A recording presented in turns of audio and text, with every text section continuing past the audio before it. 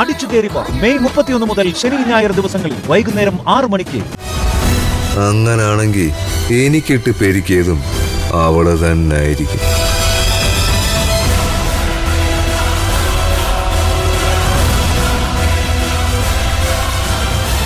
എന്താടാ അമ്മേ,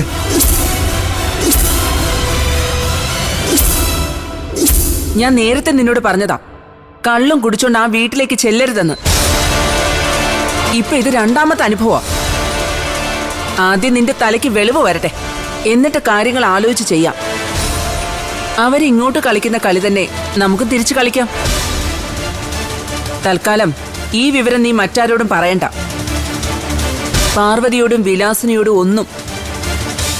ഇല്ല.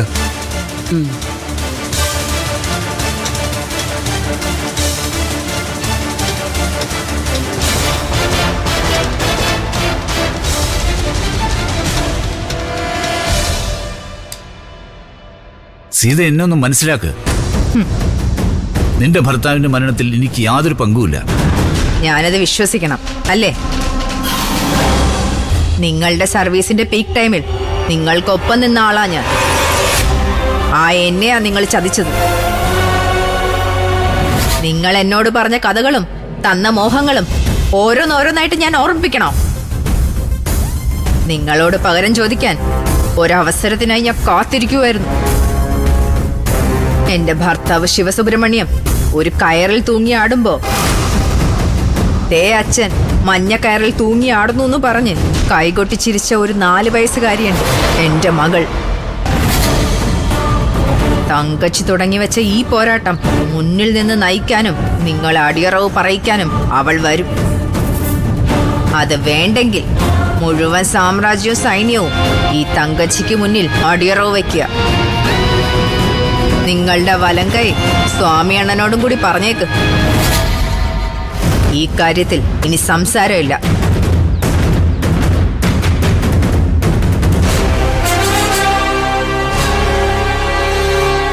സ്വാമി എന്താ ഇത്? നമ്മൾ ഇനി എന്ത് ചെയ്യണം? സ്വാമി തന്നെ ഒരു വഴി പറ. സാറേ, ഇതിപ്പോ ഇങ്ങനൊരു അന്തർവാഹിനി വരുന്നെന്ന് ഞാൻ അറിഞ്ഞോ? അന്തർവാഹിനിയില് ആയുധം നിറച്ചത് ആരാണെന്ന് കണ്ടെത്തിയാ മതി. എന്റെ പൊന്നു മേട, എന്നെ എങ്ങനെ സംശയിക്കരുത്. കടിച്ച പാമ്പിനെ കൊണ്ട് തന്നെ വിഷമടിപ്പിക്കുന്ന ഒരു രീതിയുണ്ട്. അത് ആലത്തൂർ നമ്പിയോടോ കുട്ടഞ്ചേരി മൂസനോടോ ചോദിച്ചാൽ അറിയാം. ഈ ചുറ്റ് സ്വാമി തന്നെ അഴിക്കണം. ഇല്ലെങ്കിലേ എല്ലാവരെയും കൂടെ കൂട്ടിയിട്ട് ചുട്ടരിക്കും തങ്കച്ചി.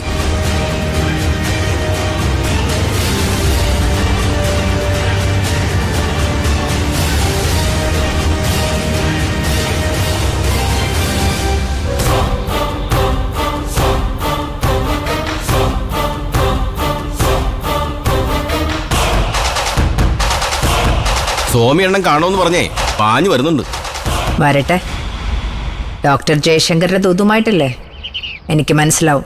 മാഡം, ഒരു പഴയ ഡിവൈഎസ്പി നടേശൻ എന്നെ തേടി പിടിച്ചു വന്നിരുന്നു. എന്തിന്? അയാളും ഡോക്ടർ ജയശങ്കറിന്റെ, അതായത് ഡോക്ടർ നിരഞ്ജന്റെ ശത്രുപക്ഷത്താണ്. നമുക്കെന്ത് സഹായം വേണമെങ്കിലും കൂടെ ഉണ്ടെന്ന് പറഞ്ഞു.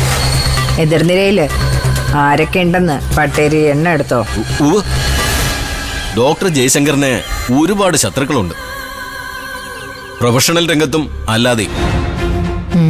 ശത്രുനിരയിൽ പ്രമുഖർ ശരത്ത്, ശരത്തിന്റെ അമ്മ പ്രഭാവതി, റിട്ടയർഡ് ഡിവൈഎസ്പി നടേശൻ, മകൾ ചന്ദ്രലേഖ. ഇപ്പൊ സ്വന്തം മകൾ അക്ഷരയും ശത്രുനിരയില. അത് കൂട്ടാക്കണ്ട. സ്വന്തം രക്തമല്ലേ, പെട്ടെന്ന് തന്നെ രക്തം രക്തത്തോടൊട്ടു. ഒരു പൊതുശത്രു വരുമ്പോ ഒന്നിച്ച് നിന്നല്ലേ പറ്റൂ അവർക്ക്. പ്രത്യേകിച്ച് മായാരഞ്ജിനിയുടെ ദുരൂഹമരണം വീണ്ടും കളത്തിൽ നിറയുമ്പോ. ജയശങ്കറിന്റെ ശത്രുക്കളെ നമുക്ക് ആയുധമാക്കാം മേഡം. അതെ, അണലിപ്പാമ്പുകളെ അസ്ത്രത്തിൽ തൊടുത്തുവിടുന്ന നാഗന്മാരുടെ യുദ്ധതന്ത്രം. ആ വരണം. തങ്കച്ചി മേഡം കാത്തു നിൽക്കുക. ഉള്ളംകാലം എന്നതുപോലെ പാവം സ്വാമി പാഞ്ഞു വരുന്നുണ്ട്. വരട്ടെ.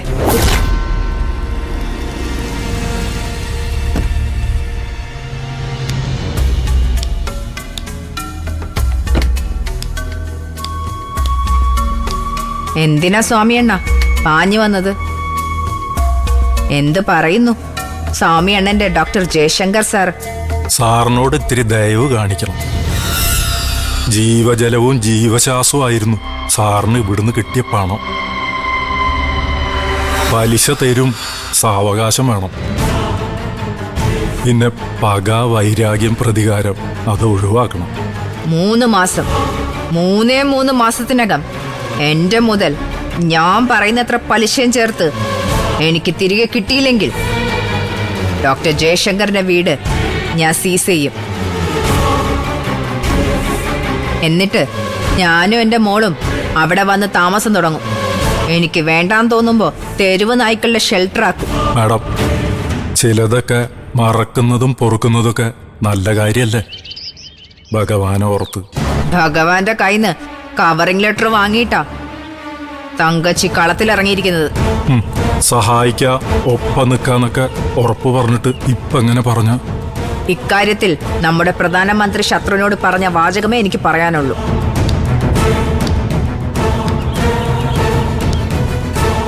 ചോരയും വെള്ളവും ഒന്നിച്ചൊഴുകില്ല.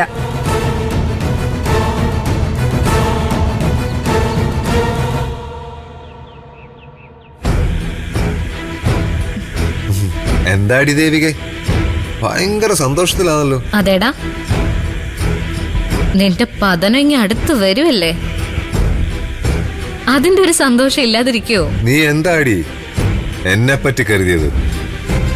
നീയൊക്കെ മുറി അടച്ചിട്ട് ഇരുന്ന് നടത്തുന്ന നാടകങ്ങളൊന്നും ശരത്ത് അറിയില്ലെന്നാണോ? എന്റെ നാടകം ആരാടാ നാടകം കളിക്കുന്നതും നാടകക്കാരെയൊക്കെ ഇങ്ങോട്ട് കൊണ്ടുവരുന്നതും? അതൊക്കെ നിന്റെയും നിന്റെ അമ്മയുടെയും കളികളാ.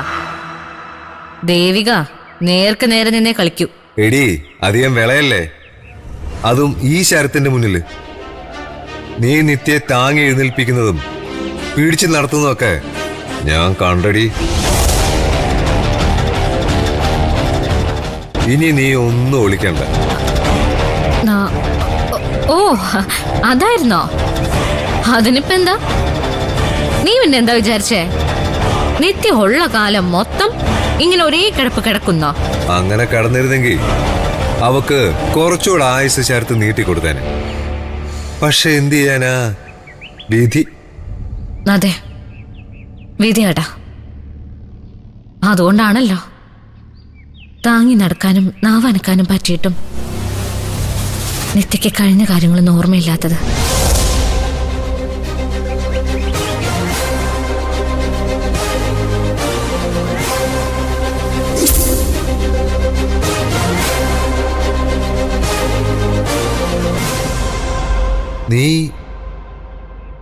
നീ എന്താ പറഞ്ഞേ? നിത്യക്ക് ഒന്നും ഓർമ്മയില്ലെന്നു? അതേടാ, ഞാൻ ഇങ്ങനെയൊക്കെ ചോദിച്ചിട്ടും നിത്യമോളൊന്നും പറയുന്നില്ല. അവൾക്കൊന്നും ഓർമ്മയില്ല എന്നുള്ളത് നിന്റെ ഭാഗ്യം. അല്ലെങ്കിൽ അവള് നാവനക്കിയ അന്ന് തന്നെ നിന്നെ ഇവിടുന്ന് അടിച്ചിറക്കിയനെ.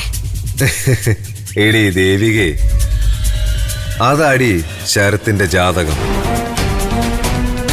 ദൈവവും വിധിയും കാലനുമെല്ലാം ശരത്തിന്റെ ഒപ്പം. ഇനിയുള്ള കളികള് നീ കണ്ടു.